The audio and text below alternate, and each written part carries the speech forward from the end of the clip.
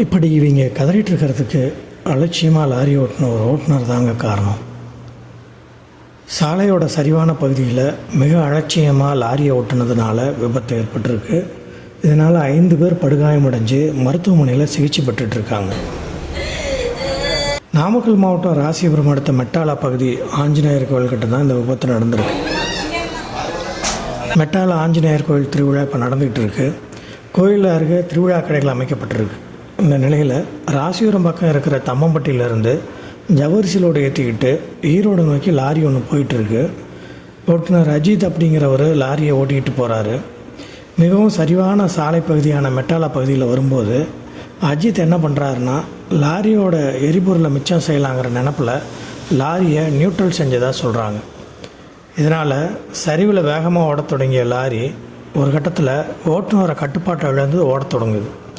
அப்போது சாலையில் விபத்து தடுக்க பேரிகார்டுகளை வச்சுருக்காங்க. எதிரில் பயணிகள் பேருந்து வந்துக்கிட்டு இருக்கு. இதை பார்த்து பதட்டமான ஓட்டுநர் அஜித் லாரியை கட்டுப்படுத்த முயற்சி செய்கிறார். ஆனால் லாரி ஓட்டுநரை கட்டுப்பாட்டுக்கு வராமல் வேகமாக ஓடி சாலையில் ஓரமாக அமைக்கப்பட்டிருந்த திருவிழா கடைகளை இடித்து தள்ளிக்கிட்டு போய் மோதி விபத்து ஏற்பட்டிருக்கு. கடைகளுக்குள்ளே இருந்த குழந்தைங்க பெரியவங்கன்னா 5 பேர் காயமடைஞ்சிருக்காங்க. ஒரு ஓட்டுநரோட அலட்சியத்தால் இப்போ 5 குடும்பங்கள் கதறிக்கிட்டு இருக்காங்க. சாலைகள்ங்கிறது நமக்கு மட்டும் இல்லைங்க, இது அனைவருக்கும் பொதுவானது. சாலைகளில் வாகனம் ஓட்டும்போது நம்மளோட பொறுப்புணர்ந்து வாகனம் ஓட்டணும்.